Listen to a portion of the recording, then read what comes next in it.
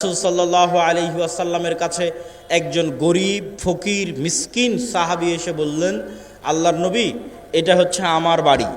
আমার বাড়ির পাশে একটা ধনী মানুষের বাড়ি। তার খেজুরের গাছের ডালপালা আমার বাড়িতে এসে থাকে। তো আমার ছেলেপেলে তার গাছ থেকে খেজুর পেড়ে খায়।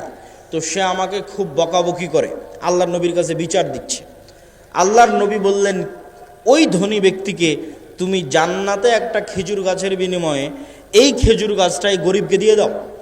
তোমার তো অনেক খেজুর গাছ আছে, জান্নাতে একটা খেজুর গাছের বিনিময়ে খেজুর গাছটা গরিবকে দিয়ে দাও। সে ব্যক্তি রাজি হলো না। ব্যক্তি মালিকানায় নবীও হস্তক্ষেপ করতে পারে না, ব্যক্তি মালিকানায় রাষ্ট্র হস্তক্ষেপ করতে পারে না। নবীর কথা সাহাবী শুনতেছে না। জান্নাতে একটা খেজুর গাছের বিনিময়ে খেজুর গাছ দিতে বলছে, দেয়নি। তো আবু দাহদা নামে একজন সাহাবী এই ঘটনা শুনতে পেয়েছে। শুনতে পেয়ে সে এই ধনী ব্যক্তিকে বলতেছে, ভাই, আমার একটা বিশাল খেজুরের বাগান আছে, কয়েকশো কয়েক হাজার খেজুর গাছ আছে। ওই পুরো খেজুরের গাছ, খেজুরের বাগান তোমার। আর এই যে একটা খেজুরের গাছ আল্লাহর নবী জান্নাতে একটা খেজুর গাছের বিনিময়ে দিতে বলেছে, ওইটা আমাকে দিয়ে দাও।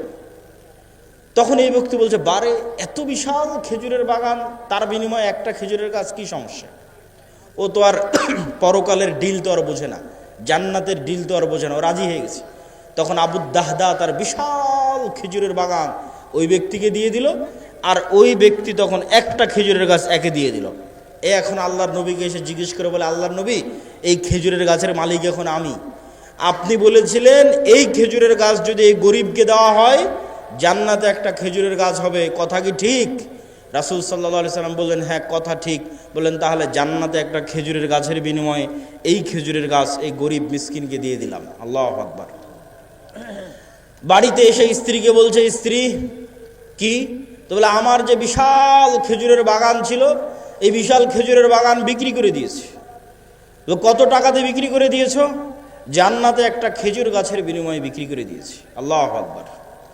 তখন স্ত্রী বলছে, তোমার ব্যবসা সফল কাম হোক, লাভজনক হোক। আল্লাহর সাথে ব্যবসা কখনো ক্ষতিগ্রস্ত হয় না।